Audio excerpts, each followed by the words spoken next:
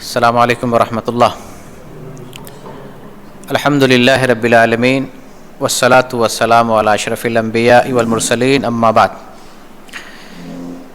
ہر قسم کی تعریف بڑائی اللہ رب العالمین کے لیے ہے، جو خالق کائنات اور مالک دو جہاں ہے۔ درود و سلام کا نزول ہو اللہ کے تمام پیغمبروں پر، بالخصوص محمد صلی اللہ علیہ وسلم پر۔ رمضان المبارک کا دورہ چل رہا ہے۔ رمضان المبارک سے متعلق جو سیریز ہے، اس سلسلے کی یہ تیسری کڑی ہے، اور اس سلسلے میں ہم آج جانیں گے رمضان المبارک سے متعلق بعض لوگوں کی اقسام، رمضان سے متعلق بعض لوگوں کی قسمیں، اور ان قسموں سے متعلق بعض مسائل، اور پھر رمضان سے متعلق بعض افضل ترین اعمال، مستحب اعمال اور ان کے احکام۔ اس سلسلے میں سب سے پہلی بات بچے کا ذکر کرنا چاہتے ہیں۔ لوگوں کے اقسام سے متعلق بچے کا روزہ۔ رمضان المبارک میں بچوں کے اوپر روزہ فرض نہیں ہے، لیکن باپ ہونے کی حیثیت سے، گارجن ہونے کی حیثیت سے اور سرپرست ہونے کی حیثیت سے اپنے ان بچوں سے روزہ رکھوانا چاہیے جو روزہ رکھنے کی طاقت رکھتے ہوں، لیکن بنیادی طور پر بچے کے اوپر روزہ فرض نہیں ہوتا ہے۔ روزہ فرض کس کے اوپر ہے؟ جو مسلمان ہے اور عاقل اور بالغ ہے، جو عقل مند ہے اور بالغ ہو جائے، بلوغت تک پہنچ جائے، تب جا کر روزہ فرض ہوتا ہے ایسے بچے پر اور ایسی بچی پر۔ لیکن جو بچہ، لڑکا اور لڑکی بالغ نہ ہو تو اس پر روزہ فرض نہیں ہوتا ہے۔ تو بچپن میں بچوں سے روزہ رکھوانا چاہیے۔ جو چھوٹا بچہ ہے یا لڑکی ہے روزہ رکھنے کی طاقت رکھتے ہوں، ایسے بچوں سے روزہ رکھوانا چاہیے۔ اس سلسلے میں صحیح بخاری کی حدیث ہے، جو صحیح مسلم میں بھی ہے۔ ربیع بنت معوذ بن افرا، یہ صحابیہ ہیں، یہ بیان کرتی ہیں کہ ہم لوگ روزہ رکھتے تھے اور اپنے بچوں سے بھی روزہ رکھواتے تھے، اور جب مسجد جایا کرتے تھے تو روئی کے لیے روئی سے کھلونے بنا لیتے، اور جب ہمارے بچے روتے تو ان بچوں کو ہم کھلونا پیش کر دیا کرتے تھے۔ تو اس حدیث سے معلوم ہوتا ہے کہ حدیث رسول میں صحابیات اپنے بچوں سے روزہ رکھواتی تھیں۔ اور بخاری کی اس حدیث سے پہلے امام بخاری رحمۃ اللہ علیہ نے ایک اثر ذکر کیا ہے۔ رمضان کے مہینے میں عمر رضی اللہ تعالیٰ عنہ نے ایک شرابی کو کوڑے لگایا، اس پر حد قائم کی، اور آپ نے اس سے کہا کہ ہمارے گھر کے بچے روزے سے ہیں اور تم اس مہینے میں شراب پی رہے ہو۔ تو اس اثر سے بھی ہمیں معلوم ہوتا ہے کہ عہد صحابہ میں بچوں سے روزہ رکھوایا جاتا تھا، اور رسول اللہ صلی اللہ علیہ وسلم کے فرمان پر نظر رکھتے ہیں، اس پر آپ غور کرتے ہیں، جس میں آپ صلی اللہ علیہ وسلم نے حکم دیا ہے کہ جب بچہ 7 سال کا ہو جائے تو نماز کا حکم دو، اور جب 10 سال کا ہو جائے اور نماز نہ پڑھے تو اسے مارو۔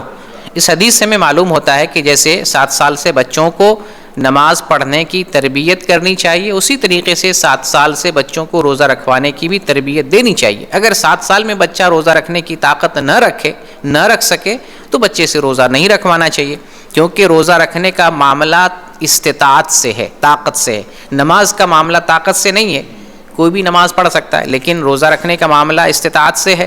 تو اگر بچہ 7 سال کی عمر سے روزہ رکھنے کی استطاعت رکھ سکتا ہے تو روزہ رکھوانا چاہیے، اور اگر نہ رکھ سکے تو 7 کے بعد 8، 9، 10، جس عمر سے بچہ روزہ رکھنے کی طاقت رکھتا ہے، ماں باپ کو چاہیے کہ بچوں سے روزہ رکھوانا چاہیے۔ تو روزے دار یا رمضان میں لوگوں کے جو اقسام بنتے ہیں، ان میں پہلی کیٹیگری بچوں سے متعلق، کہ بچوں کے اوپر روزہ فرض تو نہیں ہے، لیکن بچوں سے تربیت کے طور پر روزہ رکھوانا چاہیے۔ اور روزہ رکھوانے کی مناسب عمر کیا ہو سکتی، اس میں کوئی تحدید نہیں ہے، جس عمر سے ہو جائے۔ 7 سال کی عمر کا خیال کرتے ہیں تو اس عمر سے بچے کو روزہ رکھوا کر دیکھ لیں، اگر روزہ بچہ رکھ سکتا ہے، استطاعت ہے، تو روزہ رکھوانا چاہیے۔ نہیں رکھ سکتا ہے، روزہ توڑنے کی نوبت آ جائے، بھوک پیاس سے نڈھال ہو جائے، تو پھر بچے سے روزہ نہ رکھوائیں۔ تو جس عمر سے بچہ روزہ رکھنے کی استطاعت ہوتی ہے، اس عمر سے بچوں سے روزہ رکھوانا چاہیے۔ یہ پہلی کیٹیگری ہے بچوں سے متعلق۔ دوسری کیٹیگری ہے بیمار کی۔ روزہ رکھنے والوں کے اقسام میں دوسری کیٹیگری ہے بیمار کی۔ بیمار سے متعلق روزہ کے کیا احکام ہیں؟ بیمار کے 2 اقسام بنتے ہیں، ان کو ذہن میں رکھیں۔ اور چونکہ ہم لوگ موسم سے متاثر ہوتے ہیں اور رمضان کے مہینے میں بھی بہت سارے لوگ بیمار ہو جاتے ہیں، تو شرعی مسئلہ جاننے سے آدمی کے لیے آسانی ہوتی ہے، اور شرعی مسئلہ کا حکم نہیں معلوم ہوتا ہے، شریعت کا حکم نہیں معلوم ہوتا ہے تو غلطی کرتے ہیں لوگ۔ بیمار سے متعلق دو کیٹیگری بنتی ہے، ایک بیمار وہ ہے جو عارضی ہوتا ہے، یعنی کچھ دنوں کے لیے یا کچھ مہینوں کے لیے بھی کہہ سکتے ہیں، ہو سکتا ہے رمضان بھر 1 مہینہ 2 مہینہ کے لیے بیمار رہے، تو کچھ بیمار ایسا ہوتا ہے جو وقتی طور پر بیمار ہوتا ہے، اور کچھ بیمار ایسا ہوتا ہے جو دائمی بیمار ہوتا ہے جس کے ٹھیک ہونے کی امید نہیں ہوتی ہے۔ ان دونوں کے احکام الگ الگ ہیں۔ جو وقتی بیمار ہے، کچھ دیر کے لیے کچھ دن کے لیے بیمار ہوتا ہے، ایسے بیمار کے لیے شریعت کا حکم یہ ہے کہ بیماری کی وجہ سے جتنا روزہ چھوڑنے کی نوبت پڑ جائے اتنا روزہ ابھی چھوڑ دے گا، بعد میں جب افاقہ ہو جائے گا، تندرست ہو جائے گا، صحیح سلامت ہو جائے گا، اتنے روزے کی قضا کرے گا جتنا روزہ بیماری کی وجہ سے چھوڑا تھا۔ یہ وقتی بیمار کا مسئلہ ہے۔ اس میں یہ مسئلہ بھی ہمیں ذہن میں رکھنا چاہیے کہ معمولی بیماری کی وجہ سے روزہ نہیں چھوڑنا چاہیے۔ سردی زکام ہو جائے، یعنی روزہ رکھنے کی استطاعت ہے، معمولی سی تکلیف ہے، تو معمولی سی تکلیف کی وجہ سے روزہ نہیں چھوڑنا چاہیے۔ اگر آپ کو شک لگتا ہے روزہ رکھنا چاہیے کہ نہیں رکھنا چاہیے تو اپنے طبیب سے مشورہ کر لیں، آپ کو کب میڈیسن لینی ہے، آپ کو کتنے دیر بھوکے رہ سکتے ہیں، آپ کتنی دیر تک آپ اپنے آپ کو سنبھال سکتے ہیں۔ اگر آپ کو خود سے فیصلہ کرنے کی استطاعت نہیں ہے تو ڈاکٹر سے رجوع کر کے ڈاکٹر سے اس معاملے میں مشورہ لے سکتے ہیں۔ وہ کہے کہ ہاں آپ فاسٹنگ کر سکتے ہیں، صبح صادق سے لے کر غروب آفتاب تک بھوکے رکھ سکتے ہیں، آپ کو کوئی پریشانی نہیں ہوگی، تو روزہ رکھیں۔ بہرکیف روزہ رکھنے میں ہمیں شریعت کا معاملہ ذہن میں رکھنا چاہیے۔ روزہ عبادت ہے اور فریضہ ہے، غفلت کی وجہ سے اور معمولی بیماری کی وجہ سے روزہ نہیں چھوڑنا چاہیے۔ روزہ رکھنا نقصان دہ ہو، تکلیف دہ ہو، تب روزہ چھوڑنا چاہیے۔ تو یہ تو عارضی بیمار سے متعلق میں نے بتایا۔ اور ایک وہ بیمار ہے بیڈ پر ہے، ہمیشہ کے لیے بیمار ہے، وہ تندرست نہیں ہو سکتا ہے، اس کے بارے میں یہ خیال کیا جاتا ہے کہ یہ ٹھیک نہیں ہوگا، ایسے بیمار کے لیے شریعت کا حکم یہ ہے کہ وہ اپنا روزہ چھوڑے گا اور ہر روزہ کے بدلے ایک مسکین کو فدیہ دے گا۔ ہر روزہ کے بدلے مسکین کو فدیہ دینا۔ 29 روزہ بنتے ہیں، 30 روزہ بنتے ہیں، اتنے روزوں کا فدیہ مسکین کو دینا ہے ہر روزہ کے بدلے۔ فدیہ کیا ہے؟ اللہ تعالیٰ نے قرآن میں بتایا ہے کہ روزہ کے بدلے ایک مسکین کو فدیہ دینا ہے، اور فدیہ کھانے کی شکل میں دینا ہے، غذا کی شکل میں یا اناج کی شکل میں، چاہے آپ پکا کر کے کھانا دے دیں یا آپ کچا اناج دے دیں، چاول، گیہوں، دال، آٹا، ان میں سے جو چیز دینا چاہیں دے سکتے ہیں۔ کھانا دے رہے ہیں تو ایک وقت کا کھانا دے دیں، اور اگر اناج کی شکل میں دیتے ہیں تو ایک روزہ کے بدلے 1.5 kg کھانا دے دیں، 1.5 kg اناج دے دیں، گیہوں ہو چاول ہو 1.5 kg، پورے 30 روزے کا کتنا بنے گا؟ 45 کلو بن جائے گا۔ تو 45 کلو آپ اکٹھے بھی دے سکتے ہیں، شروع رمضان میں، درمیان رمضان میں، آخر رمضان میں، یا ڈیلی کے حساب سے دیں۔ اسی طرح سے کھانے کا مسئلہ ہے، ڈیلی دیں، اکٹھے دے دیں یا آخر میں دے دیں، ایک آدمی کو فدیہ دیں، مختلف آدمی کو فدیہ دیں، کوئی حرج کی بات نہیں ہے۔ آپ ثواب دید کے اعتبار سے اس پر عمل کر سکتے ہیں، جو آپ کے سامنے مسکین نظر آئے، اس کی جو صورتحال ہو، ایک مسکین کو دیں یا چند مسکین آپ کے سامنے ہو، چند مسکین کو ملا کر کے دیں، اس میں کوئی حرج کی بات نہیں ہے۔ لیکن فدیہ میں پیسہ نہیں دینا ہے، فدیہ میں یا تو پکا ہوا کھانا دے دیں یا آپ اناج دے دیں۔ صحیح بخاری میں ہے، انس بن مالک رضی اللہ تعالیٰ عنہ سے متعلق ایک اثر مروی ہے کہ یہ جب بوڑھے ہو گئے تھے تو 1 سال یا 2 سال تک ضعیفی اور بڑھاپے کی وجہ سے روزہ نہیں رکھ سکے تھے۔ پورا رمضان انہوں نے روزہ نہیں رکھا، اور ہر روزے کے بدلے انہوں نے روٹی اور گوشت دیا تھا، ہر روزے کے بدلے۔ تو ہمیں اسلاف کی سیرت کو بھی دیکھنا ہے کہ ان لوگوں نے کس چیز پر عمل کر کے دکھایا۔ تو پکا ہوا کھانا بھی دے سکتے ہیں، یا اناج کی شکل میں دیتے ہیں تو اناج کی شکل میں بھی دے سکتے ہیں۔ اگر ایک ٹائم کے بجائے اگر ہر روزہ کے بدلے 2 ٹائم کا کھانا دیتے ہیں تو یہ بھی ممنوع نہیں ہے۔ اگر کچھ زیادہ دے رہے ہیں تو ممنوع نہیں ہے، لیکن کم نہیں دینا چاہیے، کم از کم 1 ٹائم کا کھانا دیں اور بھر پیٹ آدمی کھا سکے اتنا دینا چاہیے۔ تو روزہ داروں کے اقسام میں سے دوسری کیٹیگری میں نے بیمار کی بتائی۔ تیسری کیٹیگری ہے ضعیف آدمی کی، بوڑھے آدمی کی، اور ہر شخص پہ یہ بڑھاپا آتا ہے، بچپنا، جوانی اور بڑھاپا، ہر کسی کو اس ایج سے گزرنا پڑتا ہے۔ بہت سارے لوگ دنیا سے اس حال میں جاتے ہوں گے کہ شاید ایک روزہ بھی انہیں چھوڑنا نہیں پڑتا ہوگا، لیکن بہت سارے لوگ ایسے بھی ہوتے ہوں گے جب بڑھاپے کے سٹیج پہ پہنچتے ہیں تو روزہ رکھنے کی استطاعت نہیں ہوتی. یعنی پورا دن بھوکے رہنا، بغیر پانی پیے، بغیر کھائے ہوئے بھوکے رہنا ان کے بس کا نہیں ہوتا ہے. تو اللہ تعالیٰ نے ان لوگوں کے لیے رخصت دی ہے. دین کے اندر آسانی ہے، دین بہت مشکل نہیں ہے. دین پر جو عمل کرتا ہے اس کے لیے دین پر عمل کرنا آسان ہے. لیکن جو دین پر عمل کرنا چھوڑ دے یا دین پر عمل ہی نہ کرے، اس کو لگے گا دین بہت مشکل چیز ہے. ایسے لگے گا اسلام کو ایسی چیز ہے جس پر عمل نہیں کیا جا سکتا. جبکہ آپ عمل کر کے دیکھیں تو لگے گا کہ اسلام ایک آسان دین ہے. اللہ کے پیارے حبیب محمد صلی اللہ علیہ وسلم بیان کرتے ہیں الدین یسرن، دین کیا ہے؟ آسان ہے. یسرن آسان ہے. تو آسان اس معنی میں ہے کہ دین پر عمل کرتے ہیں تو آسان ہے. اللہ تعالیٰ سے توفیق طلب کرتے ہیں تو آسان ہے. اللہ سے توفیق طلب نہ کرے، عمل نہ کرے تو دین مشکل لگے گا، بہت مشکل لگے گا. تو بہرکیف جو آدمی بوڑھا ہو جاتا ہے، اسلام میں اس کے لیے رخصت ہے. بوڑھا مرد ہو یا بوڑھی عورت ہو، روزہ رکھنے کی استطاعت نہ ہو تو ہر روزہ کے بدلے ان کو فدیہ دینا ہے. جیسے دائمی بیمار کا حکم بتایا آپ کو، وہی حکم ضعیف آدمی کا ہے. جو ضعیف ہو جائے، ضعیفی کی وجہ سے روزہ نہیں رکھ سکے، تو ہر روزہ کے بدلے اسے فدیہ دینا ہے. اور فدیہ میں چاہے اناج دے دیں، سکھا ہوا اناج دے دیں، یا پکی ہوئی غذا دے دیں، ایک وقت کا کھانا دے دیں، یا اگر 2 وقت کا بھی دیتے کوئی حرج نہیں، کم از کم 1 وقت کا کھانا دینا چاہیے. ہر روزہ کے بدلے دینا ہے. اکٹھے بھی دے سکتے ہیں اور روزانہ کے حساب سے دے سکتے ہیں، یا کچھ فترہ بنا کر کے 2-4 دن، ہفتہ دن، 10 دن اس طرح سے فترہ بنا کر کے دیتے ہیں تو بھی کوئی حرج کی بات نہیں. تو یہ لوگوں کے اقسام سے متعلق تیسری کیٹیگری تھی بیمار لوگوں کی. بیمار مرد ہو یا بیمار عورت ہو، روزہ رکھنے کی استطاعت نہ ہو تو ہر روزہ کے بدلے فدیہ دینا ہے. فدیہ اناج یا غذا کی شکل میں دینا ہے، پیسے کی شکل میں نہیں دینا ہے. بسا اوقات ایسا ہوتا ہے، جیسے 2-3 دن پہلے میرے پاس ایک سوال آیا، کینسر کا ایک مریض ہے، پیسے کی اس کو علاج کے لیے پیسے کی ضرورت تھی.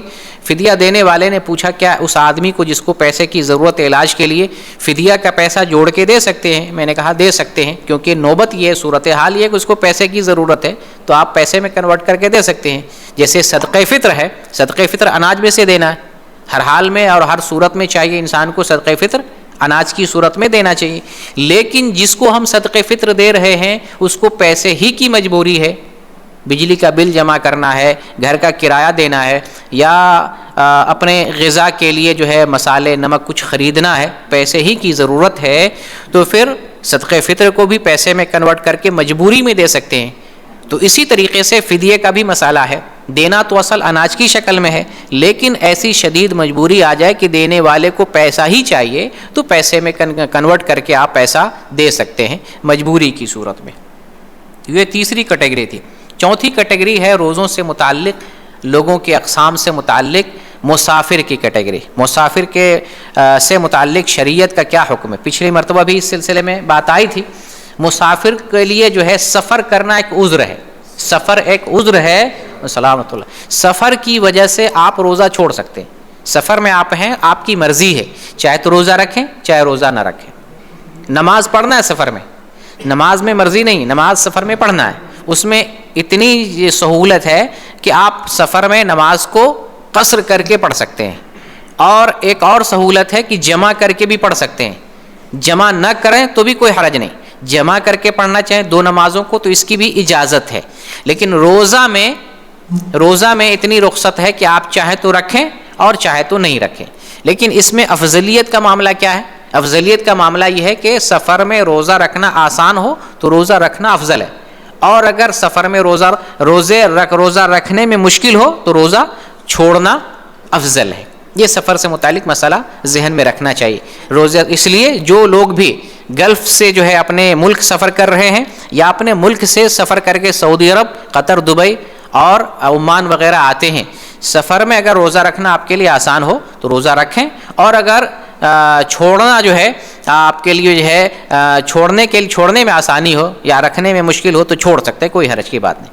لیکن گلف سے متعلق ایک مسئلہ جو سفر کرتے ہیں گلف والے، ان سے ریلیٹڈ ایک اہم مسئلہ ذہن میں رکھنا چاہیے. وہ یہ ہے کہ اگر ایک آدمی سعودی عرب سے یا گلف کنٹری سے اپنے ملک جا رہا ہے، اپنا ملک جانے کی وجہ سے اگر روزہ کم ہو جائے یا زیادہ ہو جائے تو ذہن میں مسئلہ یہ ہے کہ یہ رہے کہ 29 سے کم نہیں ہونا چاہیے.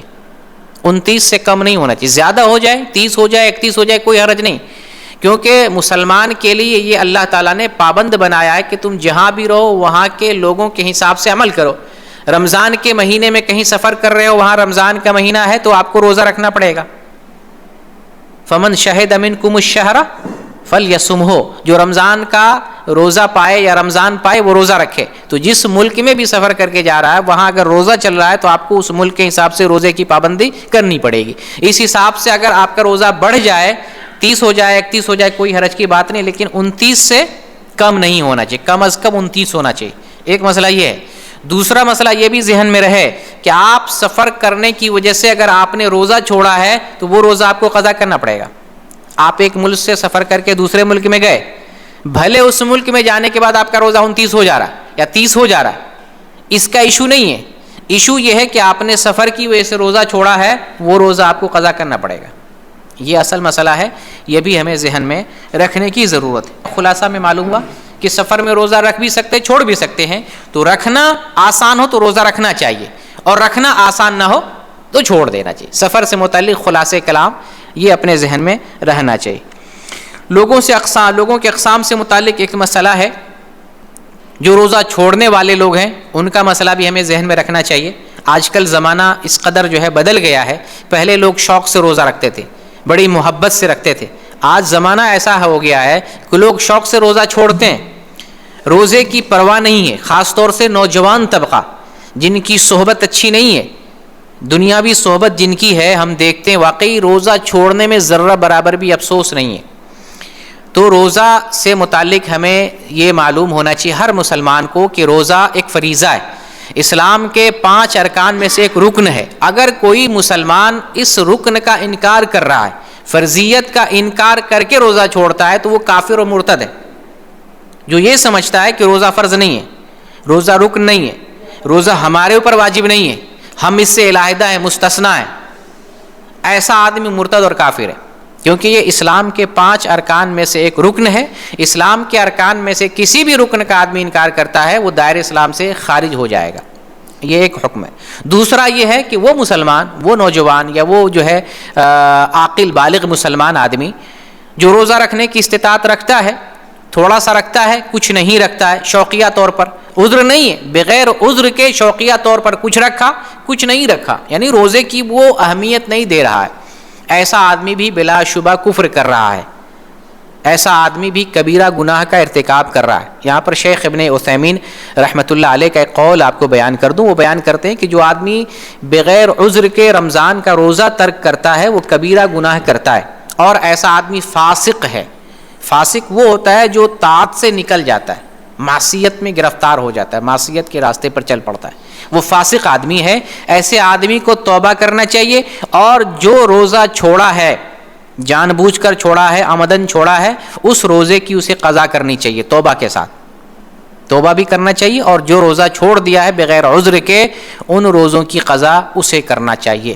تو جو نوجوان رمضان میں غفلت کر رہے ہیں شوقیہ طور پر، چلو آج پکنک پہ چلتے ہیں، گھومنے چلتے ہیں، آج جو ہے مستی کرتے ہیں، آج روزہ نہیں رکھتے ہیں، جو نوجوان جو ہے روزے کو اتنا ہلکا میں لیتے ہیں، انہیں سوچنا چاہیے کہ اللہ کے یہاں اس فریضے کا جو حساب دینا پڑے گا، اور جو کچھ وہ کر رہے ہیں، غفلت برت رہے ہیں، فریضہ ترک کر کے اللہ کے یہاں حساب دینا پڑے گا. فریضے کے بارے میں اللہ تعالیٰ ہم سے پوچھے گا. سنت اور نفل چھوڑ دیتے ہیں تو اللہ تعالیٰ ہو سکتا ہے نہیں پوچھے، لیکن سنت اور نفل پر بھی عمل کرنے سے ہمارے درجات بلند ہوتے ہیں. فرائض میں جو کوتاہی ہوتی ہے سنت اور نفل سے اس کی تلافی ہوتی ہے، اس لیے سنت اور نفل کا بھی اہتمام کرنا چاہیے. لیکن جو فریضہ ہے اس کو ترک کرتے ہیں تو یہ بخشا نہیں جائے گا، اس پر مواخذہ ہوگا اور اللہ کے یہاں اس پر سزا ملے گی. تو روزہ سے متعلق لوگوں کے اقسام سے متعلق یہ چند چیزیں تھیں. یہاں پر عورتوں کے مسائل کو بھی سمجھ لیں. روزہ داروں سے متعلق جو کیٹیگری میں نے بیان کیا، اس میں عورتوں کا بھی مسئلہ ہم جان لیتے. خواتین سے متعلق مسائل، خواتین سے متعلق مسائل، بیمار کا مسئلہ ہم نے جان لیا. بیمار مرد ہو یا عورت ہو، دونوں کا سیم مسئلہ ہے. اور اسی طریقے سے بوڑھا مرد ہو اور بوڑھی عورت ہو، دونوں کا مسئلہ سیم ہے. عورتوں میں ایک کیٹیگری ہے دودھ پلانے والی عورت، اور ایک کیٹیگری ہے جن عورتوں کو حمل ہوتا ہے. رمضان میں کسی عورت کو حمل ہے یا کوئی عورت رمضان میں بچے کو دودھ پلا رہے، دونوں کا مسئلہ سیم ہے، حاملہ کا اور مرضعہ کا، دودھ پلانے والی عورت اور حمل والی عورت. شریعت نے ان کو رخصت دی ہے، اجازت دی ہے۔ اگر تکلیف ہو عورت کو، دودھ پلانے والی عورت کو روزہ رکھنے کی وجہ سے مشقت ہو، خود اس کے اپنے نفس کے لیے مشقت ہو یا بچے کے لیے مشقت ہو، دودھ پلانے والی عورت کے لیے یا حمل والی عورت کے لیے، تو روزہ چھوڑ سکتی ہے۔ اللہ تعالیٰ نے حاملہ اور مرضعہ کے لیے رخصت دی ہے روزہ چھوڑنے کی، لیکن ایسا نہیں ہے کہ حمل والی عورت روزہ نہیں رکھے گی، رکھ ہی نہیں سکتی۔ دودھ پلانے والی عورت کے لیے روزہ ہے ہی نہیں رکھ سکتی، نہیں۔ اگر روزہ رکھنے میں حاملہ اور مرضعہ کے لیے آسانی ہے تو وہ روزہ رکھے گی، اور اگر مشقت ہے، تکلیف ہے خود اس کے لیے یا اس کے بچے کے لیے، تو اس وجہ سے عورت روزہ چھوڑ سکتی ہے۔ اب اس کے بعد جو مسئلہ ہے وہ اہل علم کے درمیان اختلافی ہے۔ حمل کی وجہ سے یا رضاعت کی وجہ سے اگر عورت روزہ چھوڑتی ہے تو ان روزوں کی قضا ہے یا فدیہ ہے، اس میں اہل علم کے درمیان اختلاف ہے۔ بعض اہل علم کہتے ہیں کہ حاملہ اور مرضعہ جب روزہ چھوڑے گی تو فدیہ دے دے گی، فدیہ سے بھرپائی ہو جاتی ہے، تلافی ہو جاتی ہے روزوں کی۔ لیکن بعض اہل علم جن میں میں بھی ہوں وہ یہ کہتے ہیں کہ جتنا روزہ حمل اور رضاعت کی وجہ سے عورت چھوڑے گی اتنے روزے کو بعد میں قضا کرنا ہے، جب اس کے لیے آسانی ہو جائے، جب روزہ رکھنا اس کے لیے آسان ہو جائے تو اتنے روزے کی قضا کرنی ہے جتنا روزہ حمل یا رضاعت کی وجہ سے چھوڑا تھا اس نے۔ اس کی وجہ کیوں؟ اگر کاز پوچھیں گے، وجہ اور سبب پوچھیں گے تو میں یہ وجہ بتاؤں گا کہ حمل والی عورت اور رضاعت والی عورت یہ بیمار کے حکم میں ہے۔ جیسے بیمار آدمی روزہ چھوڑتا ہے بیماری کی وجہ سے، بعد میں کیا کرتا ہے؟ قضا کرے گا، فدیہ نہیں دے گا نا، نہیں۔ جو وقتی بیمار ہے بیماری کی وجہ سے اگر روزہ چھوڑتا ہے تو بعد میں ان روزوں کی قضا کرے گا۔ تو یہاں پر بھی حمل اور رضاعت میں روزہ عورت کب چھوڑتی ہے؟ جب روزہ رکھنا اس کے لیے باعث مشقت ہو، باعث تکلیف ہو، تو پھر بیمار کے حکم میں یہ عورت ہے۔ رضاعت والی عورت اور حمل والی عورت روزہ کب چھوڑتی ہے؟ تکلیف کی وجہ سے۔ یہی معاملہ تو بیماروں کا بھی ہے، تکلیف کی وجہ سے روزہ چھوڑتا ہے تو بعد میں قضا کرتا ہے۔ یہی معاملہ حاملہ اور مرضعہ کا ہے۔ حمل میں، رضاعت میں اگر تکلیف کی وجہ سے، اپنی تکلیف یا بچے کی تکلیف کی پریشانی کی وجہ سے روزہ چھوڑتی ہے تو بعد میں ان روزوں کی قضا کرے گی، ان کو فدیہ نہیں دینا ہے۔ برکیف یہ اختلافی مسئلہ ہے، لیکن اس میں قوی موقف میری نظر میں یہی ہے، اور اپنے آپ کو بریء ذمہ کرنے کے لیے اولا احوط بہتر یہی ہے کہ روزہ قضا کرے۔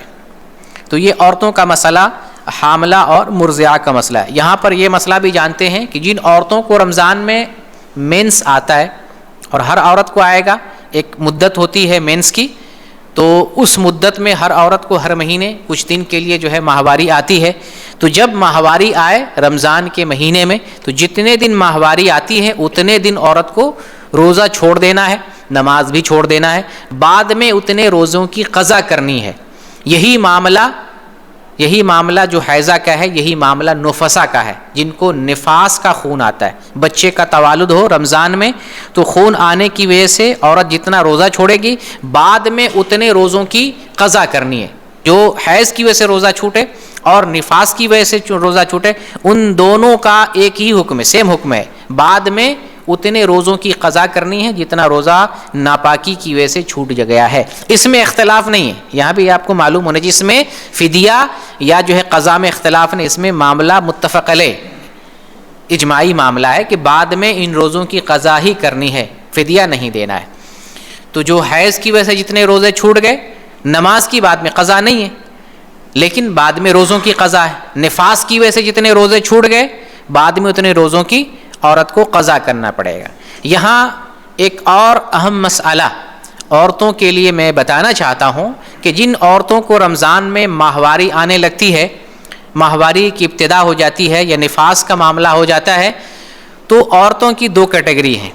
بعض عورتیں یہ سمجھتی ہیں کہ ماہواری آنے کی وجہ سے اب سب کچھ معاملہ ختم ہو گیا، اب کچھ نہیں کرنا، ماہواری آ گئی، اب نہ نماز نہ روزہ، جیسے نماز اور روزہ نہیں ہے اب کچھ نہیں ہے، تلاوت، دعا، ذکر، استغفار کچھ نہیں ہمارے لیے۔ بعض عورتیں تو یہ سوچتی ہیں۔ بعض عورتیں ایسی ہوتی ہیں دیندار اور دینی غیرت والی عورتیں ہوتی ہیں، جب رمضان میں مینس آنے لگتا ہے وہ پریشان ہو جاتی کہ اب تو میری عبادت ختم ہو گئی، اب میری عبادت کا معاملہ جو ہے ختم ہو گیا، اب میں کیا کروں؟ لوگ عبادت پہ عبادت کر رہے ہیں، مسجد جا رہے ہیں، نماز پڑھ رہے ہیں، تلاوت کر رہے ہیں، ذکر کر رہے ہیں، میں تو ان سب چیزوں سے رہا، میں کیا کروں؟ تو عورتوں کی دو کیٹیگری بنتی، ایک وہ عورت جو عبادت ہی سے مایوس ہو جاتی ہے یا سمجھتی ہے میرے لیے اب کچھ نہیں، جتنے دن ماہواری آئے گی اب میرے لیے عبادت کا کوئی کام نہیں ہے، ایک تو یہ معاملہ ہے۔ اور بعض عورتیں سمجھتی ہیں کہ جب ماہواری آنے لگی ہے یا نفاس کا معاملہ آ گیا، بچے کا تولد ہو گیا ہے، تو اب میرے لیے عبادت کا کوئی معاملہ نہیں ہے، میں عبادت کیسے کروں؟ تو ان دونوں کی غلط فہمی کو میں دور کرنا چاہتا ہوں۔ جب رمضان کے مہینے میں ماہواری کی ابتدا ہو جائے، حیض آنے لگے یا نفاس آ جائے، تو عورتوں کے لیے صرف نماز اور روزے کی ممانعت ہے۔ اتنے دنوں میں جب تک ناپاکی کا خون آتا ہے تب تک نماز اور روزہ رکھنا منع ہے، لیکن اللہ تعالیٰ نے نماز اور روزہ کے علاوہ اور کسی عبادت پر پابندی نہیں لگائی ہے۔ اس لیے جو عورتیں سمجھتی ہیں کہ حیض آنے کی وجہ سے کوئی معاملہ نہیں، عبادت کا کچھ نہیں کر سکتے ہیں اور کچھ نہیں کرنا چاہیے، وہ بھی غلط کر رہی ہیں۔ اور جو عورت بے چین ہے کہ حیض یا نفاس آنے کی وجہ سے اب میری عبادت تو ختم ہوگی، میں کیسے کیا کروں، ان کے بھی ذہن میں ہونا چاہیے کہ اللہ تعالیٰ نے آپ کو صرف نماز پڑھنے سے منع کیا، صرف روزہ رکھنے سے منع کیا، باقی جتنی عبادات ہیں آپ ساری عبادتیں کر سکتے ہیں۔ آپ حیض کی حالت میں تلاوت کر سکتے ہیں، آپ نفاس کی حالت میں تلاوت کر سکتے ہیں، زبانی طور پہ اگر عورت کرے تو کوئی حرج کی بات نہیں ہے، اور اگر دیکھ کر مصحف ہاتھ میں لے کر پڑھنا چاہے تو اس کے لیے ضروری ہے کہ ہاتھ میں دستانہ لگا لے، اور اگر مصحف کے علاوہ دوسری چیزوں سے تلاوت کرنا چاہے جیسے موبائل سے، لیپ ٹاپ سے، الیکٹرانک سسٹم سے، تو اس میں دستانہ لگانے کی ضرورت نہیں ہے، کیونکہ موبائل میں جو اپلیکیشن ہے یہ مصحف نہیں ہے، یہ محض ایک اپلیکیشن ہے۔ مصحف وہ ہے جو دفتی کے درمیان ہے اور جو پڑھی جانے والی چیز ہوتی ہے، یعنی ہاتھ میں لی جانے والی اور ثقیل چیز ہوتی ہے، دو دفتروں کے درمیان جو لکھی ہوئی چیز ہے وہ مصحف ہے، اس کو چھوتے ہیں، اور اگر چھوئے عورت ناپاکی کی حالت میں ہو تو دستانہ ہاتھ میں لگا لینا چاہیے، اس سلسلے میں اثر ملتا ہے۔ تو بہرکیف حیض کی حالت میں صحیح حدیث میں تلاوت کرنے کی ممانعت نہیں ہے۔ بعض علماء کہتے ہیں کہ حیض کی حالت میں عورت تلاوت نہیں کرے گی، لیکن صحیح دلیل اس بارے میں نہیں ہے۔ ایک عورت کو کتنے دن مینس آتا ہے؟ کئی دن آتا ہے، اور اللہ تعالیٰ نے مومنوں کے اوصاف بیان کی، مومن چلتے پھرتے اٹھتے بیٹھتے سوتے ہمیشہ اللہ کا ذکر کرتا ہے، تو یہ تلاوت بھی تو اللہ کا ذکر ہے۔ ایک مرد، ایک آدمی جب اٹھتے بیٹھتے اللہ کا ذکر کرے گا، اور یہ مومن کی خصوصیت ہے، تو ایک عورت بھی تو اللہ کی بندی ہے، اسے بھی تو اٹھتے بیٹھتے جاگتے اللہ کا ذکر کرنا چاہیے، تو وہ بھی جیسے سارے اذکار پڑھ سکتی ہے، صبح کے اذکار حیض کی حالت میں پڑھ سکتی ہے، شام کے اذکار، سونے کے اذکار، جاگنے کے اذکار، تو یہ سارے اذکار حیض کی حالت میں جب عورت پڑھ سکتی ہے، اور یہ اللہ کا ذکر ہے، تو قرآن بھی اللہ کا ذکر ہے، قرآن بھی عورت پڑھ سکتی ہے۔ حتیٰ کہ سونے جاگنے صبح اور شام کے اذکار میں بعض قرآنی آیات بھی ہیں، بعض صورتیں بھی ہیں کہ نہیں، سوتے ہوئے صورتیں پڑھتے ہیں کہ نہیں، سورہ فلق، سورہ اخلاص، سورہ ناس، یہ صورتیں سوتے ہوئے پڑھتے ہیں، حائضہ عورت بھی پڑھ سکتی ہیں۔ تو جب یہ آیات، یہ صورتیں عورت پڑھ سکتی ہیں سوتے وقت، جاگتے وقت اور ذکر کے طور پر، تو تلاوت بھی ذکر ہے، تلاوت بھی عورت کر سکتی ہے۔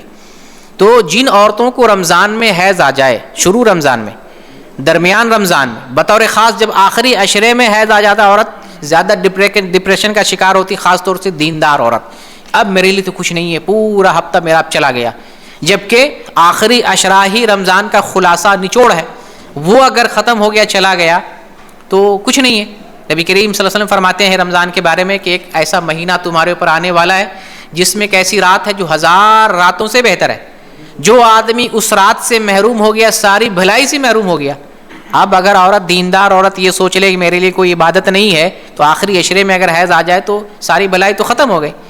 ان سب چیزوں سے ہمیں پتہ چلتا ہے کہ عورت نماز سے رک جائے گی، روزہ سے رک جائے گی، باقی دیگر عبادات پر وہ محنت کر سکتی، تلاوت کرے حیض کی حالت میں، ذکر کرے، توبہ استغفار کرے، صدقہ و خیرات کرے، افطار کھلانا ثواب کا کام، افطار کھلائے، یا اسی طریقے سے سحری بنانا، افطار بنا کے کھلانا، یہ بھی ثواب کا کام، یہ بھی کرے، درس و تدریس، دعوت و تبلیغ، خیر کا کام، نیکی کا کام، جتنا ہے ساری عورتیں سارا کام جو ہے حیض کی حالت میں اور نفاس کی حالت میں کر سکتی ہیں. لہٰذا اگر کسی عورت کو رمضان کے مہینے میں درمیان میں یا آخر میں حتیٰ کہ عید کے موقع سے اگر جو حیض آ جائے تو عورت کو پریشان ہونے کی ضرورت نہیں ہے. رسول اللہ صلی اللہ علیہ وسلم نے تو حیضہ عورت کو بھی عیدگاہ لے کے جانے کے لیے کہا ہے.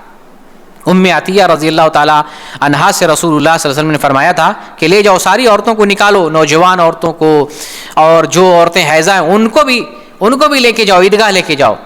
تو کسی کو مایوس ہونے کی ضرورت نہیں ہے, نہ رمضان سے, نہ عید سے, نہ شب قدر سے. حتیٰ کہ اگر شب قدر میں اگر ایک عورت کو حیض آ جائے تو رات جگ کر عورتوں کو نماز چھوڑ دے. باقی جو عبادات ہیں ذکر و اذکار سے متعلق, دعا, استغفار, تہلیل, تسبیح, ان عبادات سے عورتوں کو فائدہ اٹھانا چاہیے. تو یہ روزہ سے متعلق مختلف قسم کے جو لوگوں کے اقسام بنتے ہیں ان کے اقسام اور احکام آپ کے سامنے اختصار کے ساتھ جو ہے میں نے بتایا ہوں. اب بعض اعمال آپ کے سامنے ذکر کرنا چاہتا ہوں. رمضان میں بعض مستحب اعمال, ان کا ذکر پچھلے درس میں بھی ہو گیا ہے, لیکن آج بھی میں چند اعمال کی طرف توجہ دلانا چاہتا ہوں کیونکہ ہم لوگ ابھی آخری عشرے سے قریب ہو رہے ہیں اور آخری عشرہ رمضان کا سب سے اہم عشرہ ہے. رسول اللہ صلی اللہ علیہ وسلم آخری عشرے میں جتنا محنت کرتے اتنا دیگر عشروں میں محنت نہیں کیا کرتے تھے. اس لیے ہمیں مزید جو ہے محنت کی طرف اور مزید عبادت کے کام کی طرف جو ہے آنا ہے اور اس پہ اجتہاد اور محنت کرنا ہے. ان اعمال میں, مستحب اعمال میں جن میں ہمیں محنت کرنا ہے, ان میں ایک عمل ہے تراویح, صلاۃ اللیل, صلاۃ التراویح کی, جس پر الحمدللہ ہم لوگ محنت بھی کر رہے ہیں, مزید محنت کریں گے. صلاۃ التراویح یا قیام اللیل یہ وہ عبادت ہے جو سال بھر مشروع ہے اور رمضان میں بطور خاص اس کی فضیلت آئی ہے. سال بھر پڑھنے والی چیز ہے اور رمضان میں اس کی فضیلت آئی ہے. رمضان میں اس کی بڑی فضیلت آئی ہے. رسول اللہ صلی اللہ علیہ وسلم بیان فرماتے ہیں, من قام رمضان ایمانا واحتسابا غفر له ما تقدم من ذنبه. جو آدمی رمضان میں قیام کرتا ہے ایمان کے ساتھ اور اجر و ثواب کی نیت سے. ایمان کے ساتھ کا مطلب اس کو مانے کہ یہ اس پر ایمان لائے, اللہ کے حکم میں سے ہے, ہماری شریعت میں سے, ہمارے دین میں سے, اور اللہ سے نیکی کی امید لگائے. یوں ہی قیام نہ کرے دیکھا دیکھی, اجر و ثواب کی نیت سے قیام کرتا ہے تو اللہ رب العالمین اس کے پچھلے تمام گناہوں کو معاف فرما دیتا ہے. تو یہ قیام اللیل کا اجر و ثواب ہے. بہت سارے لوگ دیکھتے ہیں 2 رکعت پڑھ کے تراویح بھاگ جاتے ہیں, 4 رکعت پڑھ کے بھاگ جاتے ہیں. بعض سعودی لوگ ایسے کر رہے ہوتے ہیں, ہم لوگ بھی دیکھا دیکھی ایسا کرتے ہیں. کسی کو دیکھ کے آپ ایسا نہ کریں. آپ یہ سمجھیں رمضان ایک مبارک مہینہ ہے, اللہ تعالیٰ نے غنیمت دی ہے, ہمیں فرصت دی ہے, صحت دی ہے, تندرستی دی ہے.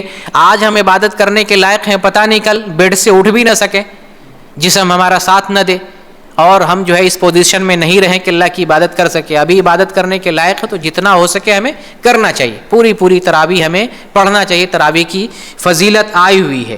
تو یہ جو صلاۃ اللیل اور صلاۃ التراویح ہے, ہمیں اس میں جو عام طور سے دیکھنے کے لیے ملتا ہے انڈیا, پاکستان اور بر صغیر میں, تعداد میں لوگ الجھے ہوئے رہتے ہیں, 8 پڑھیں یا 20 پڑھیں. دیکھیں ایک چیز ذہن میں اس چیز کو بیٹھائیں اور ذہن کو صاف کریں. اللہ کو اصل میں تعداد مطلوب نہیں ہے. رسول اللہ صلی اللہ علیہ وسلم نے 11 رکعت تراویح پڑھ کے دکھایا ہے. سنت یہی ہے, ہمیں اسی کا اہتمام کرنا چاہیے, اسی کا معمول بنانا چاہیے. 11 رکعت تراویح ہمیشہ جب بھی پڑھیں, رمضان میں پڑھیں, رمضان کے علاوہ پڑھیں. جیسے کہ صحیح بخاری میں ہے, سیدہ عائشہ رضی اللہ تعالیٰ عنہ سے پوچھا گیا کہ رسول اللہ صلی اللہ علیہ وسلم کی عبادت رمضان میں کیسی تھی. سوال سمجھ رہے ہیں, رمضان میں آپ کی عبادت کیسی تھی؟ جواب کیا ملا کہ آپ صلی اللہ علیہ وسلم رمضان میں اور غیر رمضان میں 11 رکعت سے زیادہ نہیں پڑھتے تھے. گویا کہ وہی عبادت جو غیر رمضان میں رسول اللہ صلی اللہ علیہ وسلم کیا کرتے تھے, وہی عبادت رمضان میں بھی کیا کرتے تھے اور اتنی ہی مقدار میں کرتے تھے. والسلام. جتنی رکعات آپ غیر رمضان میں پڑھتے تھے اتنی ہی رکعات آپ رمضان میں بھی پڑھا کرتے تھے, 11 رکعات. اور 11 رکعت سنت ہے, مسنون ہے. اگر کوئی آدمی 11 سے کبھی کم پڑھ لے کوئی حرج کی بات نہیں ہے, 11 سے کبھی زیادہ پڑھ لے کوئی حرج کی بات نہیں. نبی کریم صلی اللہ علیہ وسلم نے قرآن ختم کرنے کے لیے حکم دیا, کتنے دن میں کرو؟ 3 دن سے کم میں نہیں کرنا چاہیے. 3 دن سے زیادہ ہو جائے کوئی مسئلہ, 3 دن سے کم میں نہیں ہونا چاہیے. رمضان مبارک مہینہ ہے, اگر کوئی ایک دن میں ختم کرنا چاہے تو سلف نے کہا کہ ختم کیا جا سکتا ہے. سلف سے اس سلسلے میں ہمیں نمونہ ملتا ہے. بعض سلف رمضان میں ڈیلی ایک قرآن ختم کیا کرتے تھے. تو رمضان ایک مبارک مہینہ ہے, اس مہینے میں اگر زیادہ تعداد میں بندگی کرنا چاہیں، زیادہ تعداد میں اگر قیام اللیل کرنا چاہیں، حرج نہیں. اور پھر آپ صلی اللہ علیہ وسلم نے ہمیں آزادی دی ہے، صلاۃ اللیل مثنا مثنا، رات کی نماز 2 رکعت نماز جتنا پڑھنا چاہیں پڑھ سکتے ہیں. اور اگر طے کر کے پڑھتے ہیں 11 رکعت پڑھیں، متعین صورت میں پڑھنا چاہیں طے کر کے 11 رکعت پڑھا چاہے. طے کر کے نہیں پڑھنا چاہیں تو کوئی آدمی اگر 4 رکعت پڑھ کے مسجد سے لوٹ رہا ہے، کیا اس کا گریبان پکڑ سکتے ہیں؟ نہیں پکڑیں گے. وہیں پر اگر 11 کے بجائے اگر جو ہے کوئی 20 پڑھے یا 30 پڑھے یا 40 پڑھے، ہم پکڑ کے اس کو جو ہے ماریں گے نہیں. لیکن اگر کوئی غلط طریقے سے نماز پڑھ رہا ہے اس کو ہم تنبیہ کر سکتے ہیں کہ بھائی نماز ٹھیک سے پڑھو، نماز قاعدے سے پڑھو، نماز طریقے سے پڑھو، نماز کو نماز کی طرح پڑھو. خاص طور سے قیام اللیل یہ قیام ہے. ہر نماز میں ہم قیام کرتے ہیں، فجر کی نماز میں بھی قیام کرتے ہیں، فجر کی سنت میں بھی قیام کرتے ہیں. لیکن آخر مسئلہ کیا ہے کہ صلاۃ التراویح تہجد کو قیام کہتے ہیں. کیا وجہ ہے؟ اس لیے کہ اس میں ہم طویل قیام کرتے ہیں، اطمینان سکون سے قرات کرتے ہیں، لمبی قرات کرتے ہیں، دیر تک کھڑے ہوتے ہیں. لیکن اگر کوئی اس نماز کو مذاق بنا دے، جلدی جلدی پڑھے، اس طرح سے تلاوت کرے کہ سمجھ میں نہیں آئے، اور اتنا جلدی جلدی رکوع سجدہ کرے، اتنا جلدی جلدی نماز پڑھے کہ وہ نماز کی طرح قیام اللیل کی طرح نہ ہو، تو پھر ایسے بندے کو تنبیہ کرنا چاہیے. ایسے بندے کو بتانا چاہیے کہ بھائی عدد سے کچھ نہیں ہوگا. اور ہمارے ملکوں میں عدد کے پیچھے لوگ بھاگتے ہیں. نماز میں اور عبادت میں گن گن کر عبادت نہ کریں. صدقہ و خیرات لو بھائی، 1 روپیہ لو، 10 روپیہ، آنکھ بند کر کے دیتے ہیں جتنا دینا ہو، 1000 ریال دینا ہو، 5000 ریال دینا ہو، آنکھ بند کر کے دیں جتنی استطاعت دی ہے. گن گن کر بھائی اس کو 1 ہی ریال دینا ہے، اس کو 10 ہی ریال دینا ہے، اس کو ہم 100 ہی دیں گے، اس سے کم یا اس سے زیادہ نہیں دیں گے. گن گن کر عبادت نہیں کرنا چاہیے. اللہ تعالیٰ گن گن کر ثواب نہیں دے گا. کیسے دے گا؟ تول کر دے گا. قیامت میں ہم ایمان رکھتے ہیں نا، اللہ تعالیٰ ہمارے عملوں کو کیا کرے گا؟ گنے گا. گنے گا ہمارے عملوں کو؟ نہیں، تولے گا. اللہ تعالیٰ عدل کی میزان قائم کرے گا، ترازو، اور اس ترازو میں ہمارے عملوں کو تولے گا. یہاں ہم تعداد میں جھگڑا کر رہے ہیں، گنتی میں جھگڑا لگائے ہوئے ہیں، اللہ ہمارے عملوں کو یہاں تول رہا ہے اور ہم یہاں گن رہے ہیں. تو آپ عبادت کی کیفیت پر دھیان دیں کہ عبادت آپ کتنے خشوع سے، کتنے خضوع کے ساتھ، کتنے اطمینان، کتنے طمانینت اور کتنی سنجیدگی کے ساتھ عبادت کر رہے ہیں. یہ اصل مطلوب ہے. صحیح بخاری کی پہلی حدیث تو معلوم ہے، انما الاعمال بالنیات. صحیح بخاری کی آخری حدیث کیا ہے؟ کلیمتان حبیبتان الی الرحمن خفیفتان علی اللسان ثقیلتان فی المیزان. آگے نا میزان، یہی میزان قیامت میں قائم کرے گا. سبحان اللہ وبحمدہ سبحان اللہ العظیم. اللہ کو دو کلمے بڑے محبوب ہیں، زبان پہ بڑے آسان ہیں، میزان میں بھاری ہیں. تو یہ کلمے کون سے ہیں؟ سبحان اللہ وبحمدہ سبحان اللہ العظیم. تو ان کلموں کو اللہ تعالیٰ گینے گا نہیں. اللہ تعالیٰ کتنا آپ نے کہا، یہ دیکھے گا کس دل سے آپ نے کہا ہے، اس کے اندر اخلاص تھا کہ نہیں، سنت کی تابعداری تھی کہ نہیں. بھلے 1,00,000 بار آپ نے پڑھا لیکن سنت کے مطابق آپ نے پڑھا کہ نہیں، آپ نے جو پڑھا تو اس کے اندر اخلاص تھا کہ نہیں. اس لیے میرے بھائی گننے پر نہ جائیں، تعداد پر نہ جائیں. عمرے کر کے لوگ گنتے، ہم 10 بار ہم نے کیا، ان 10 بار عمرے کو گنے تو دیکھیں سنت کے مطابق ایک بھی نظر نہیں آتا ہے. کیا ثواب ملے گا آپ کو؟ اللہ تعالیٰ آپ کو گن کر نہیں دے گا. آپ نے 1 عمرہ کیا سنت کے مطابق، اگر آپ نے عمرہ کیا، یہ آپ کا عمرہ میزان میں بھاری ہوگا. اور جس نے 10 عمرہ کیا سنت کے خلاف کیا، اس کا یہ 10 عمرہ میزان میں ہلکا ہو جائے گا. اس لیے تعداد کے پیچھے نہ جائیں. ہاں جہاں تعداد اسلام نے متعین کی ہے وہاں تعداد کو ہم دیکھیں گے، لیکن جہاں تعداد متعین نہیں ہے وہاں جھگڑا کرنے کی ضرورت نہیں. نفل عبادت میں جتنا پڑھنے کی استطاعت ہے آپ اتنی عبادت کریں. اس لیے اللہ رب العالمین کے تئیں ہمیں یہ عقیدہ رکھنا چاہیے، آخرت کے تئیں ہمارا یہ عقیدہ ہو کہ اللہ تعالیٰ آخرت میں ہمارے عملوں کو تولے گا. اس لیے اللہ کی بندگی اخلاص کے ساتھ کریں اور اللہ کی بندگی سنت کے مطابق ہم انجام دینے کی کوشش کریں. تو رمضان کے مستحب اور فضیلت والے اعمال میں سے ایک عمل ہے صلاۃ التراویح. صلاۃ التراویح ہم پڑھیں، جتنی استطاعت ہو ہمیں پڑھنا چاہیے. آخری عشرے میں آدمی زیادہ پڑھنے کی کوشش کرتا ہے، کوئی مشکل نہیں، جتنا زیادہ پڑھنا چاہیے، کوئی حرج کی بات نہیں. طے شدہ طور پہ اگر پڑھنا چاہتے ہیں تو رسول اللہ صلی اللہ علیہ وسلم کا معمول تھا کہ آپ طے شدہ طور پہ، عام طور سے اور جنرلی طور پر آپ نے 11 رکعت پڑھی ہے. جبکہ بعض روایتوں سے یہ بھی معلوم ہوتا ہے آپ نے 13 رکعت بھی پڑھی ہے. بعض روایتوں سے یہ بھی معلوم ہوتا ہے کہ جب آپ جو ہے ضعیفی کے شکار ہو گئے، آپ نے اس سے کم بھی پڑھا ہے، آپ نے 7 بھی پڑھا ہے، اور آپ نے جو ہے اس سے 9 بھی پڑھا ہے. تو آپ حالات کے اعتبار سے کم زیادہ آپ صلی اللہ علیہ وسلم نے بھی پڑھا ہے، تو معمول اگر بناتے 11 کا بنا ہے، اگر اس سے زیادہ کم زیادہ بھی ہو جائے کبھی جو ہے حالات کے اعتبار سے تو اس میں حرج کی بات نہیں ہے. لیکن ہمیں رمضان میں جو ہے کم از کم تراویح کی جو ہے تراویح پر اہتمام کرنا چاہیے اور کثرت کے ساتھ جو ہے اس پر ہمیں دھیان دینے کی ضرورت ہے. دوسرا عمل، تراویح جب پڑھ لیتے ہیں، تراویح پڑھنے کے بعد سب سے آخر میں کیا پڑھنا چاہیے؟ وطر کی نماز پڑھنی چاہیے. اس وطر کی نماز کی بھی بڑی فضیلت ہے. یہ وہ نماز ہے جس کو رسول اللہ صلی اللہ علیہ وسلم نے سفر میں بھی نہیں چھوڑا.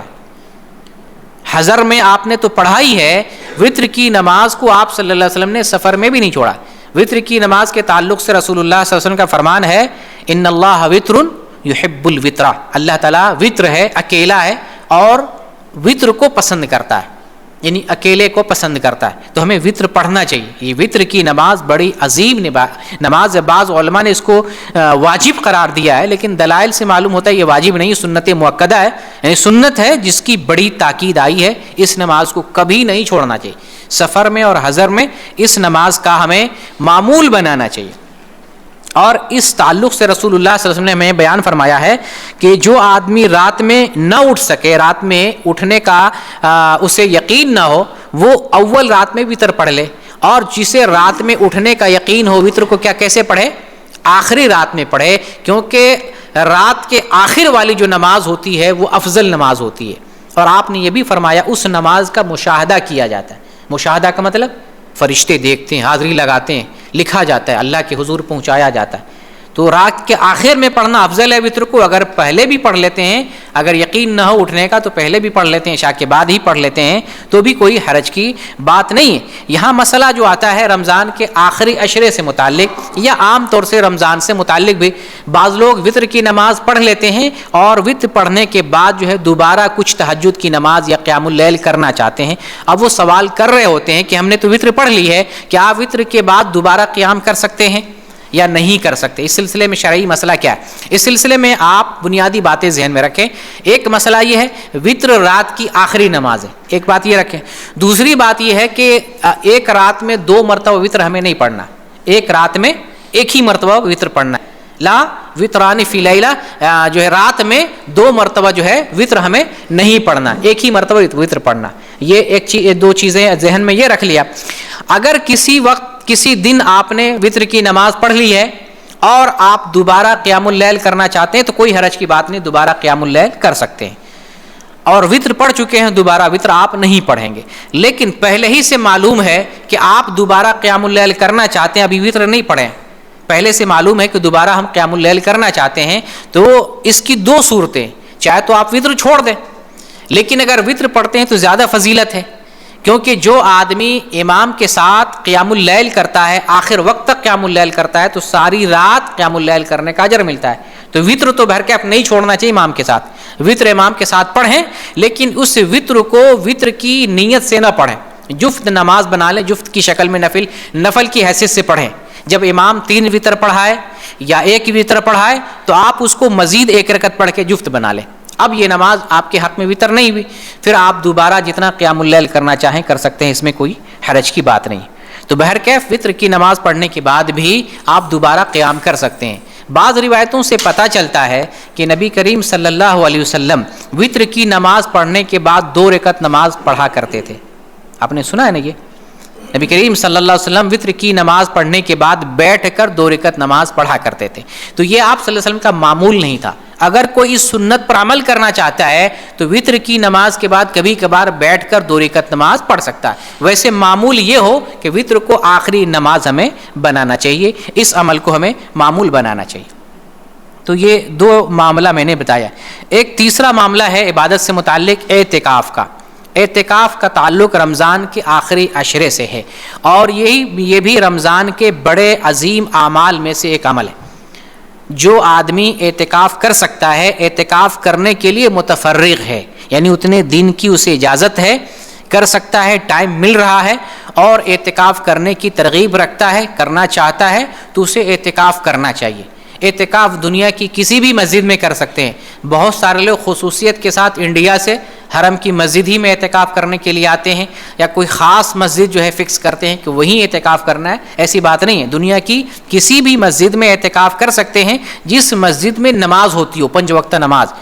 کیونکہ آپ مسجد میں اعتکاف کریں گے تو نماز بھی تو پڑھیں گے 5 وقت کی، تو ایسی مسجد میں اعتکاف کرنا ہے جس مسجد میں 5 وقت نمازیں ہوتی ہوں. خاص جمعہ کی نماز ہوتی ہو یا نہ ہوتی اس کا کوئی ایشو نہیں ہے، کیونکہ جمعہ اگر نماز نہیں ہوتی ہے تو اس مسجد سے نکل کر آدمی معتکف آدمی دوسری مسجد میں جمعہ کی نماز پڑھنے کے لیے جا سکتا ہے.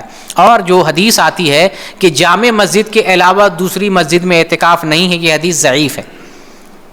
جس حدیث میں آیا ہے کہ صرف جمعہ والی مسجد ہی میں اعتکاف کر سکتے ہیں، وہ حدیث ضعیف ہے. اصل یہ ہے کہ کسی بھی مسجد میں اعتکاف کر سکتے ہیں بشرطے کہ اس مسجد میں نمازیں ہوتی ہوں، 5 وقت نمازیں ہوتی ہوں.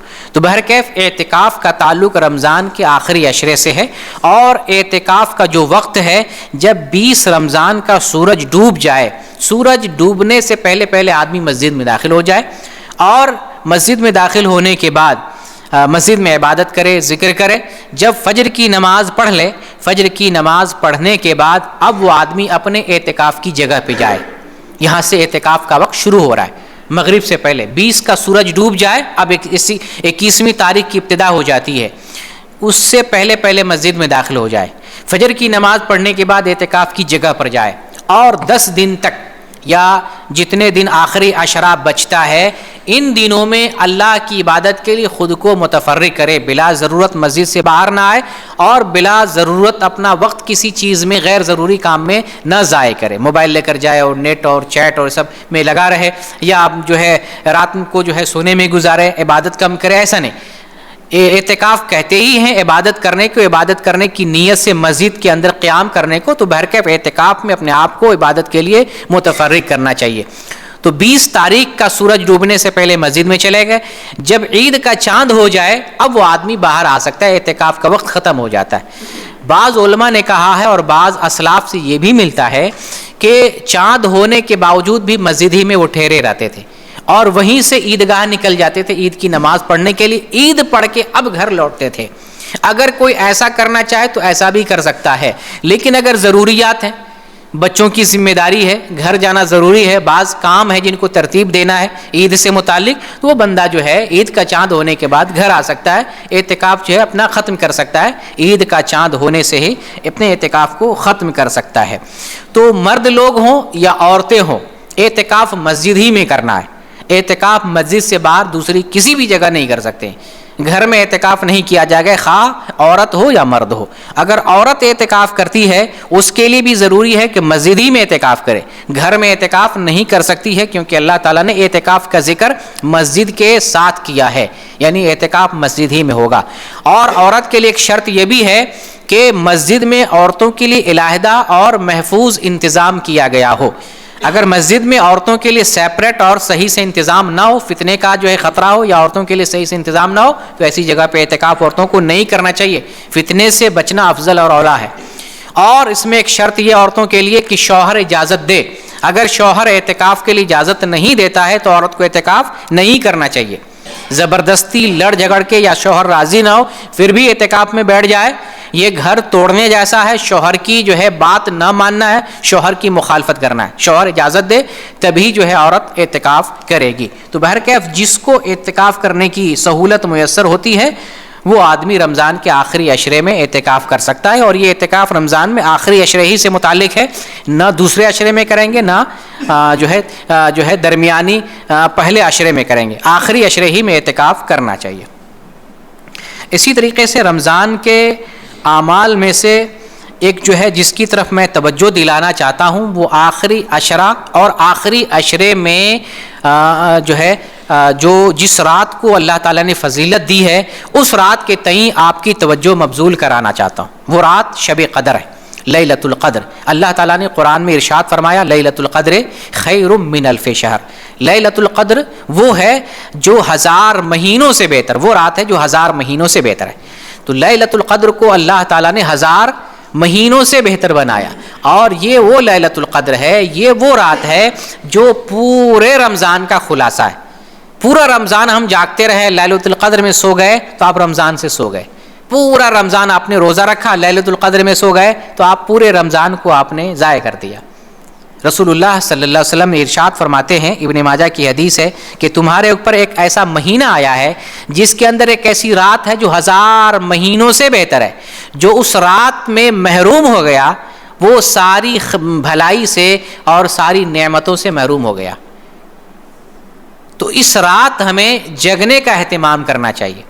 لوگوں کو دیکھا جاتا ہے کہ شب قدر کے لیے جو ہے لوگوں نے جو انتظام اور اپنا جو ہے طریقہ بنا رکھا ہے.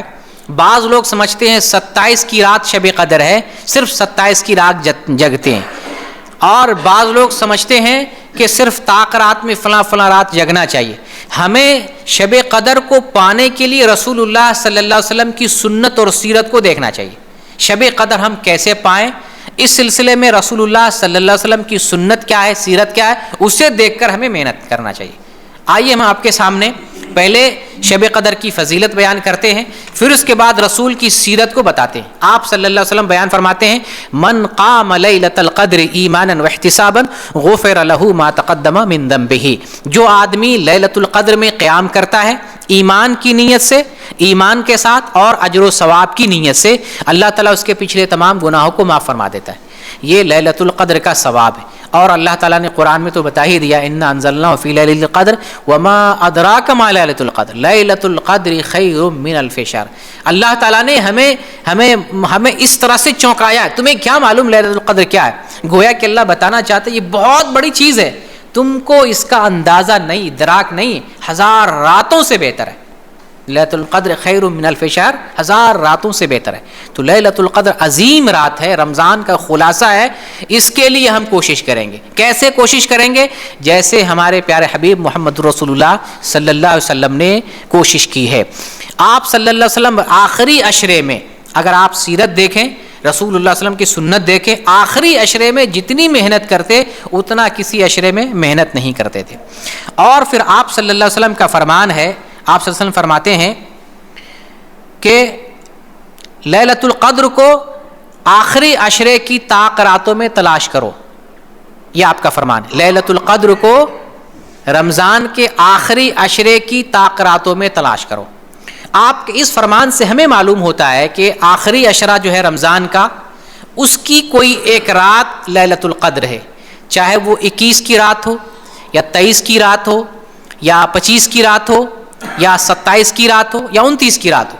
اور یہ کسی کو معلوم نہیں کہ وہ کون سی رات ہے. اللہ تعالیٰ نے اس رات کو مخفی رکھا ہے، اور مخفی رکھنے میں حکمت یہ ہے کہ بندہ اس چیز کو پانے کے لیے زیادہ محنت کرے. لیکن ہم بندے ایسے ہیں، انسان ایسا ہے، ضعیف ہے، کمزور ہے، وہ چاہتا ہے ایگزیکٹ ہم وہاں پہنچ جائیں، لوکیشن ہمیں دے دیا جائے، اس لوکیشن پہ دھڑام سے پہنچ جائے. لوکیشن نے ہمیں خراب کر دیا ہے، عادت بگاڑ کے رکھ دیا ہے، فلاں ایگزیکٹ. مومن وہ ہے جس کی تلاش میں سرگرداں ہوتا ہے اور کافی محنت کرتا ہے.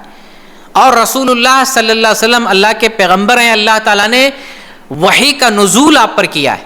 آپ صلی اللہ علیہ وسلم نے ہمیں لیلۃ القدر کے بارے میں بہت ساری حدیثیں بیان فرمائی. آپ کیا کرتے تھے؟ آپ صلی اللہ علیہ وسلم اس لیلۃ القدر کو پانے کے لیے پورے عشرے کا اعتکاف کرتے تھے. آپ کے اعتکاف کرنے کی حکمت اور مصلحت جانتے ہیں؟ وہ مصلحت یہ ہے تاکہ لیلۃ القدر پا سکے. جو آدمی 10 راتوں کا اعتکاف کرے، 10 دنوں اور 10 راتوں کا اعتکاف کرے، ظاہر سی بات انہی راتوں میں سے کوئی ایک رات لیلۃ القدر ہے.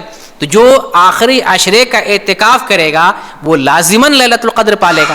تو رسول اللہ صلی اللہ علیہ وسلم کی سنت یہ ہے کہ آپ صلی اللہ علیہ وسلم لیلۃ القدر پانے کے لیے اعتکاف کرتے تھے. اب ہم میں سے ہر کوئی اعتکاف کر نہیں سکتا.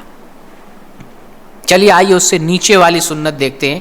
جو نہیں کر سکتے ہیں، ہر کوئی نہیں کر سکتا ہے، بہت سے لوگ تو کر رہے ہیں الحمدللہ، بڑی تعداد میں لوگ اعتکاف کرتے ہیں اور لیلۃ القدر پانے کی کوشش کرتے ہیں.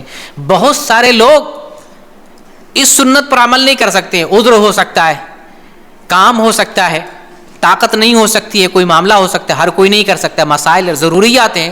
اگر یہ نہیں کر سکتے ہیں تو ایک دوسری سنت دیکھتے ہیں. بخاری کی حدیث ہے، سیدہ عائشہ رضی اللہ تعالی عنہا بیان کرتی ہیں، اذا دخل العشر شد میزرہ وحیا لیلہ وایقظ اہلہ. جب رمضان کا آخری عشرہ داخل ہوتا تو سیدہ عائشہ رضی اللہ تعالیٰ عنہ بیان کرتی ہیں کہ رسول اللہ صلی اللہ علیہ وسلم آخری عشرے میں کیا کرتے؟ شد میزرہ، آپ اپنی کمر کس لیتے.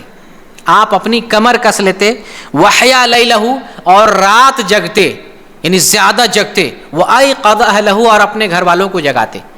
یعنی شب قدر پانے کے لیے آپ اس قدر اہتمام کرتے کہ آخری عشرہ داخل ہو جاتا، کمر کس لیتے اور آپ عبادت کے لیے اپنے آپ کو تیار کر لیتے اور خود بھی جاگتے، گھر والوں کو بھی جگاتے. تو کیا یہ کام نہیں کر سکتے ہیں؟ اعتکاف ہر کوئی نہیں کر سکتا ہے، لیکن رسول کی اس سنت پر ہم میں سے ہر کوئی عمل کر سکتا ہے. تو صرف طاق رات میں جو لوگ جگتے ہیں، یہ رسول کی سنت نہیں ہے. بھلے آپ نے، آپ صلی اللہ علیہ وسلم نے یہ ارشاد فرمایا ہے کہ طاق راتوں میں شب قدر کو تلاش کرو، لیکن آپ کی سنت کیا ہے، آپ کا عمل کیا ہے، اور آپ نے اس رات کو پانے کے لیے کیا کام کیا ہے، ہمیں اس طرح کرنا چاہیے. اعتکاف نہیں کر سکتے ہیں تو اعتکاف کے علاوہ جو کام ہماری استطاعت کے مطابق ہے جو کر سکتے ہیں، ہمیں وہ کرنا چاہیے. آخری عشرے کی پورے رات میں جتنا ہو سکے ہمیں جگنا چاہیے، رسول کی طرح کمر کس لینا چاہیے، زیادہ سے زیادہ بندگی اور عبادت کرنا چاہیے. یہ رسول کی سنت ہے. اور یہاں تو لوگ رات دیکھتے ہیں کون سی ہے، اور پھر رات میں بھی جگنا اگر ہوتا ہے تو کھانے پینے کے لیے جگنا ہوتا ہے. لوگ رات جگنے کو سمجھتے، چلو چائے بناتے ہیں، گاوا بناتے ہیں، بریانی بناتے ہیں، دیگے چڑھاتے، رات بھر کھانے کا، جاگنے کا، ادھر ادھر جانے کا، مٹر گشتی کرنے کا، یہ سمجھتے ہیں رات جاگنا. رات جگنا ہے عبادت کے لیے، رات جگنا کھانے پینے اور یہ جو ہے بریانی بنانے کے لیے نہیں ہے. رات جگنا عبادت کے لیے. ٹھیک ہے، اگر آپ کو کھانے کی ضرورت پڑے، چائے کی ضرورت پڑے، نیند اور تھکان کو بھگانے کی ضرورت پڑے، کوئی حرج نہیں ہے، لیکن رات جگنا اصل میں عبادت کے لیے. لیکن ہمارے یہاں رات جگنا دیکھ کے لیے ہوتا ہے. تو رسول اللہ صلی اللہ علیہ وسلم کی جو سنت ہے شب قدر پانے کی، وہ سنت یہ ہے کہ آپ یا تو اعتکاف کرتے تھے، اور اعتکاف کے ساتھ ساتھ آپ رات بھر جگتے یا رات کا اکثر حصہ جاگ کر زیادہ سے زیادہ عبادت کرتے. لہٰذا ایک سوال یہاں یہ پیدا ہوتا ہے، اور بعض علماء یہ کہتے ہیں کہ صرف 11 رکعت بھی تراویح پڑھ سکتے ہیں، 11 رکعت سے زیادہ جو ہے ناپ تول کے نہیں پڑھ سکتے ہیں، تو یہ صحیح بات نہیں ہے. آپ 11 سے بھی زیادہ پڑھ سکتے ہیں. شب قدر وہ رات ہے جس میں زیادہ سے زیادہ جو ہے بندگی کر سکتے ہیں. شب قدر میں زیادہ سے زیادہ بندگی کرنے والی وہ رات ہے. شب قدر میں جتنا جاگیں، جتنی عبادت کرے کوئی حرج کی بات، جتنی تلاوت کرے کوئی حرج کی بات، جتنی دعائیں کریں کوئی حرج کی بات نہیں. لہٰذا 11 20 30 40 رات بھر پڑھیں، زیادہ سے زیادہ جب جاگ سکیں زیادہ سے زیادہ بندگی کریں، اس میں کوئی حرج کی بات نہیں. 1 مرتبہ پڑھیں، 2 مرتبہ پڑھیں، 3 مرتبہ پڑھیں. اور اس سلسلے میں آثار بھی ملتے ہیں. بعض صحابی جو ہے رات میں 1 سے زیادہ مرتبہ جو ہے ان سے قیام اللیل کرنے کا ثبوت ملتا ہے. تو اس میں کوئی حرج کی بات نہیں. 1 مرتبہ قیام اللیل کیا رمضان میں رات میں دوبارہ قیام اللیل کرنا پڑے یا کرنا چاہے تو اس میں کوئی حرج کی بات نہیں ہے. وتر ہمیں 1 مرتبہ پڑھنا چاہیے. تو یہ جو ہے یہ بھی ایک عمل جو ہے شب قدر سے متعلق ہمیں دھیان میں رکھنے کی ضرورت ہے. اس سے ہم قریب ہو رہے ہیں. لہٰذا جو آخری عشرہ ہمارے نزدیک ہو رہا ہے، اس آخری عشرے میں ہمیں زیادہ سے زیادہ محنت کرنے کی جو ہے کوشش کرنی چاہیے. اور ساتھ ساتھ رمضان کا آخری عشرہ ہے، رمضان انتہا کو پہنچنے والا ہے. جو بھی نیک اعمال ہیں صدقہ و خیرات سے متعلق ہو، اور جو ہے دینی کام سے متعلق ہو، ایک دوسرے کا تعاون کرنے سے متعلق ہو، اور جو بھی نیک کام ہیں ان نیک کاموں میں ہمیں بڑھ چڑھ کر ہمیں حصہ لینا چاہیے. رسول اللہ صلی اللہ علیہ وسلم رمضان میں کافی ایکٹیو ہو جاتے تھے. صدقہ و خیرات جو ہے آندھی طوفان کی طرح کیا کرتے تھے. رمضان میں قرآن کا دور کیا کرتے تھے جبریل علیہ السلام کے ذریعہ. آخری رمضان جو آپ صلی اللہ علیہ وسلم کا تھا، اس میں آپ نے جبریل علیہ السلام کے ذریعہ 2 مرتبہ دور کیا تھا. تو بہرکیف رمضان جو ہے عبادت کا مہینہ ہے، اور آخری عشرہ مزید رمضان کا خلاصہ نچوڑ ہے. اس آخری عشرے سے ہمیں مزید فائدہ اٹھانے کی کوشش کرنی چاہیے. اللہ رب العالمین سے دعا ہے بارالہ ہم نے جو رمضان میں عبادتیں کی ہیں ان عبادتوں کو اپنی رضا کے لیے قبول فرما لے. ہم نے جو روزے رکھے ہیں، جو صدقات اور جو خیرات دیے ہیں، اور جتنی بھی بندگی کی ہیں، جتنی دعائیں کی ہیں، اللہ تعالیٰ ساری عبادتوں کو قبول فرما لے اور ہماری نجات کا ذریعہ بنا دے. آمین. وآخر دعوانا ان الحمد للہ رب العالمین.